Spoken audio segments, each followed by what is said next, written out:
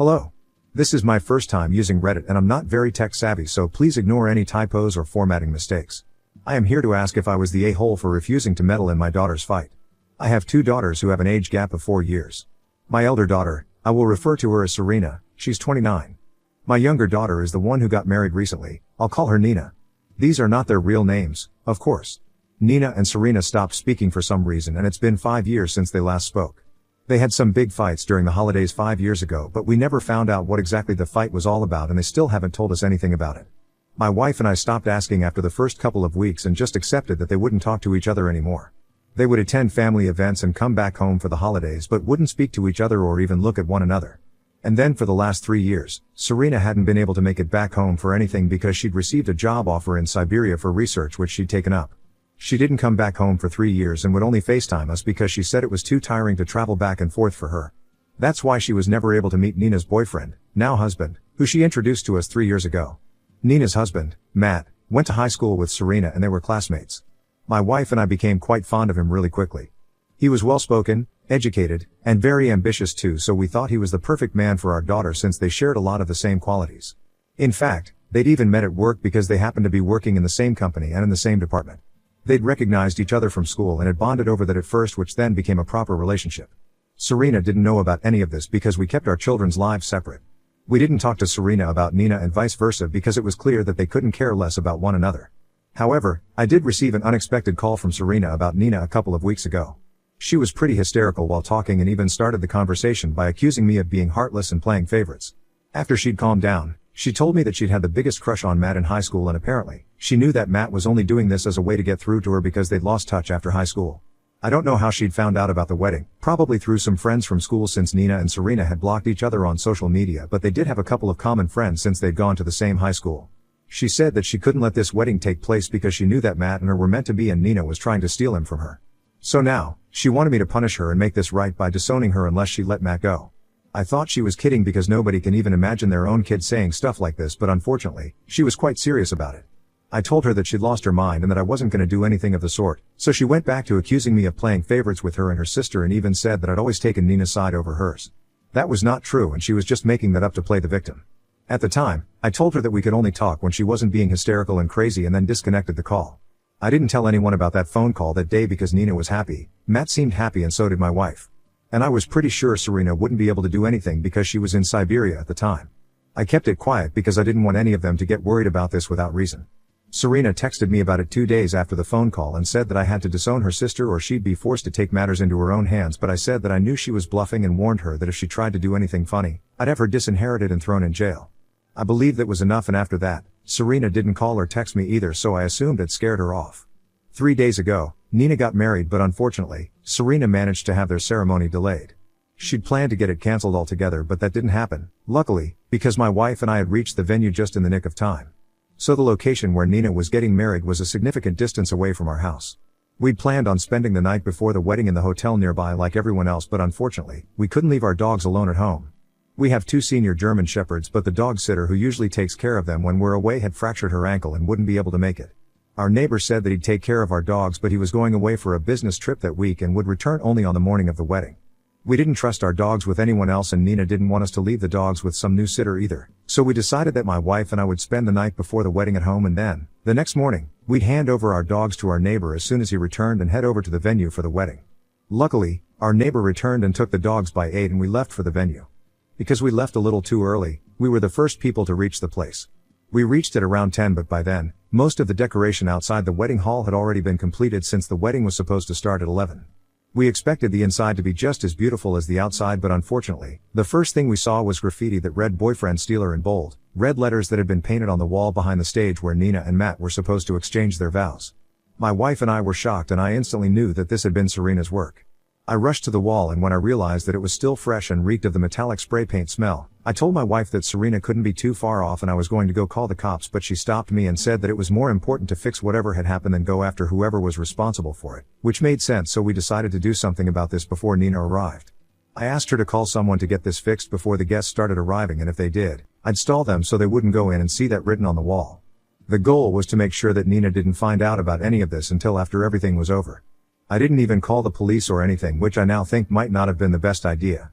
The venue, unfortunately, was separate from the hotel and had its security, but the guy responsible for it hadn't arrived with his team yet and was still stuck in traffic, which is why Serena hadn't been able to get in at all. It was just bad timing for her. My wife and I had been dealing with the graffiti situation and speaking to the hotel staff. By 10:15, my wife had thankfully been able to contact some of the employees at the hotel who were kind enough to arrange a white screen to put up in front of the spray-painted wall. They usually had that for conferences but lent it to us for the event when they found out what had happened, which was very nice of them. The hotel wasn't too far away, so they were able to bring the screen to the venue and mount it on the stage quickly enough. Thankfully, it covered the graffiti completely, but it did look a bit odd, so the staff members who had brought it over even went to the extent of writing Nina Wed's mat with a bunch of hearts on it so it wouldn't look oddly empty. Once that was sorted out, we could finally breathe a sigh of relief because now, at least Nina wouldn't have anything to worry about before the ceremony. Soon enough, the security team arrived as well, and we knew that Serena wouldn't be able to get in even if she tried to enter after this. At around 10:30, the first guests started trickling in, and because the situation was fixed, we didn't have anything to worry about. Nina soon arrived and we had the first look and everything. Then I walked her down the aisle, and while she'd been a little surprised to see the screen behind the stage, she didn't mention it or ask about it, and the ceremony took place without a hitch. It was only afterwards that she questioned me, and I finally told them all the truth. After the reception, everyone headed to the hotel, and from there, we'd all go back home the next day. At the hotel, Nina and Matt came to our room to ask why there had been a screen behind the stage and why there had been such a strong smell of spray paint coming from it. Until then, I hadn't told anyone about Serena, not even my wife, but I finally spilled all the beans on what had happened, and once I was done telling them, I realized that Nina and Matt were thankful for what I'd done, but unfortunately, my wife was furious with me. Nina and Matt thanked me for making sure Serena didn't ruin the ceremony or mess with their mental state before it in any way, which had clearly been her intention, and then said that they'd explain everything about the situation once they returned from their honeymoon because they wanted to enjoy these few days. I was alright with that, and once they left my wife and me alone in the hotel room, I asked her what she wanted to do about Serena. She then put me on blast and said that what I'd done had been irresponsible and stupid and that I should have known better. I didn't understand why she was so pissed off when everything had worked out well and asked her why she was so upset, and she told me that I have a savior complex. She thinks that I should have warned Nina and Matt and even her as soon as I received the first phone call, or at least when I received the next text from Serena, because it could have just as easily been something worse than just spray painting Nina's wedding venue. My wife started saying that Serena could have easily tried to harm Nina or Matt in other ways, and that it should have occurred to me to tell them about it and make them alert instead of trying to hide it all just to protect them.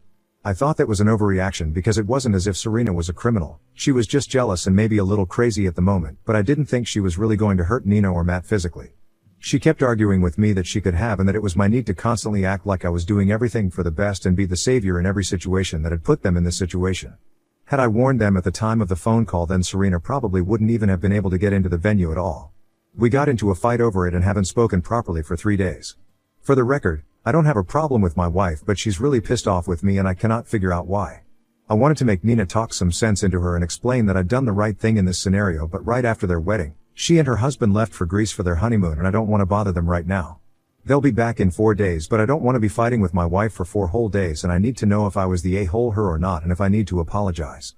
So Ida for not warning my younger daughter about her sister's disturbing phone call a couple of weeks before her wedding? Update 1. Hey, everyone. It's been 2 days since my original post. I decided to take the advice most of you guys had for me and talk to my wife about what she'd said the other day, because many of you thought that there was something more to this than what she'd said. I'm not very good at picking up on hints, so I guess that there must be something more that she was talking about, and the comments made me realize that it was definitely the case. So I talked to my wife last evening and she seemed to be in a slightly better mood. As it turns out, you guys were right. She wasn't just referring to the incident with Serena at the wedding where I'd tried to play the savior, but there have been several more instances of me trying to be the good guy who protects everyone's feelings and tries to spare everyone. When our daughters had their falling out 5 years ago, I tried to lie to Nina and Serena both one time and invited them both for dinner on the same day, and when they showed up at the same time, Serena left because she said she couldn't stand to be in the same room as her sister and told me never to lie to her about this again or she'd cut me off too. My wife said that what I'd done was unnecessary because they were both adults and had decided not to speak to each other, so I needed to respect that instead of forcing them together. She hadn't said anything at the time and had hoped I'd get over this trait of mine, which I've apparently had for a really long time. She even brought up a bunch of examples from the past, and I realized that maybe it was, kind of, a problem with me. And I probably should have told Nina and Matt about it when I found out what Serena felt about the wedding. So I apologized to my wife, and I'm going to apologize to Matt and Nina once they return, too. I don't know what Serena is up to currently because unfortunately, I hadn't called the cops on her on the day of the wedding because I wanted to protect Nina from having her day ruined with the police coming by. And she's blocked me, so I can't ask her what she's up to either. I'm pretty sure some friend of Nina's must have told Serena about the location of the wedding, but nobody knew that they were taking off for their honeymoon from the hotel themselves, so Serena won't be able to find out where Nina and Matt are. My wife and I are on better terms now that I've accepted my mistake, and I'm hoping that I'm able to change this particular quality about myself. It's not doing anyone any favors. Update 2. Hi, people. Nina and Matt just returned from their honeymoon 2 days back, and this morning, they visited me and my wife to talk about everything that had happened at the wedding and before it. We finally found out the cause of the big fight between Nina and Serena, and I can understand why they didn't want us to find out now, because it's not very nice for a parent to hear things like these from their own daughters. 5 years ago, around the time of their fight, Nina had been telling her sister about some guy that she'd gone out on a date with. This was quite some time before she met Matt. When she showed her sister a picture of the guy, Serena flipped out on her because apparently that guy had also matched with her, and they found out that this particular guy had been two-timing Serena since she said she'd been seeing him for a couple of months now. Instead of getting mad at her supposed boyfriend at the time, Serena got mad at Nina and accused her of always sleeping around and stealing my guys. Nina explained that this had happened earlier, too, when one of Serena's boyfriends had expressed that he found her more attractive. Nina had never flirted with that guy, and it was very creepy for her because she was 18 at the time and Serena's boyfriend was in his early 20s, but still, Serena had blamed Nina for it. They'd made up after that first fight, but this time, Nina couldn't look past the sleeping around comment, and things got really nasty and vicious in that particular fight of theirs. So much so that they decided never to speak again, and here we all were. My wife and I were both really disappointed and uncomfortable with the things that we were told, and felt that maybe we'd failed in raising our daughters, but things were about to get much worse. She told me that Serena had been continuously harassing her online while she was in Greece because she couldn't find her in real life. She'd sent her a text saying that she'd permanently moved back here just to make sure she got Matt back, and now, Nina was planning on getting a restraining order and changing her phone number too so Serena wouldn't be able to find her out. They'd only kept this on hold because she was trying to enjoy her honeymoon, but now that they were back, they were going to file for a protective order against Serena because clearly, she'd snapped and gone crazy.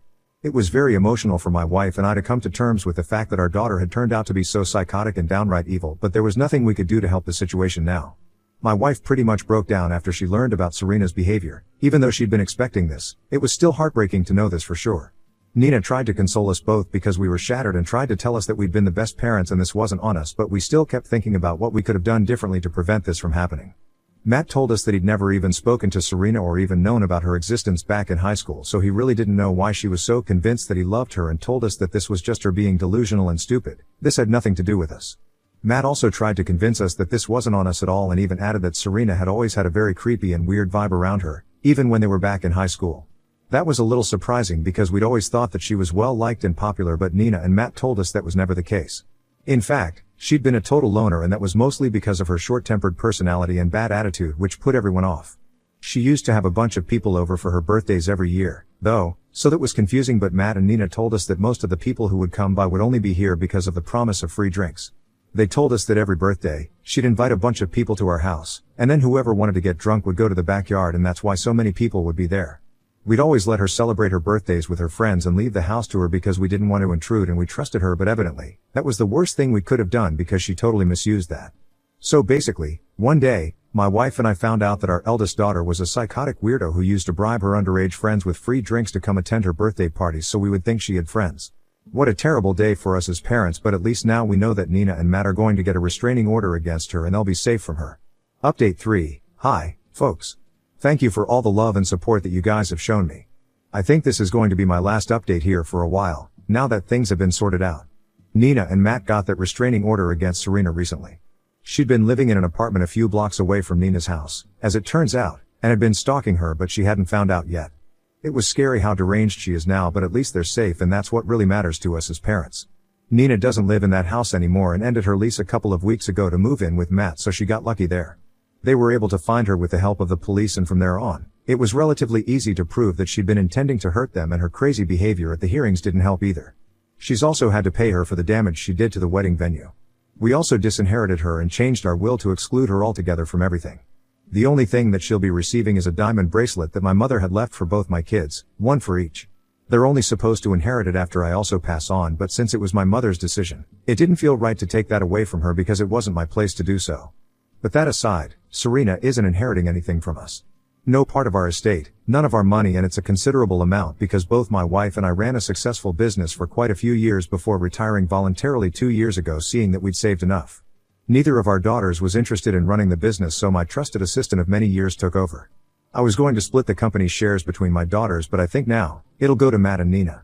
We haven't informed Serena about any of this yet because we know she won't take it kindly, but also because there's no need for her to find out until she can no longer do anything about it.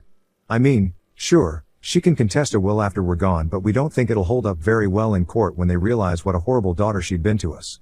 She's cut me off entirely and my wife, too, so we don't think we're in any danger from her, but at the same time, we've still increased the security measures around our home and are much more alert. We don't have cause to worry yet though, since she's shown no interest in talking to us. If she does say anything, though, I'll make sure that I go to the cops first because right now, there's no telling what she might do.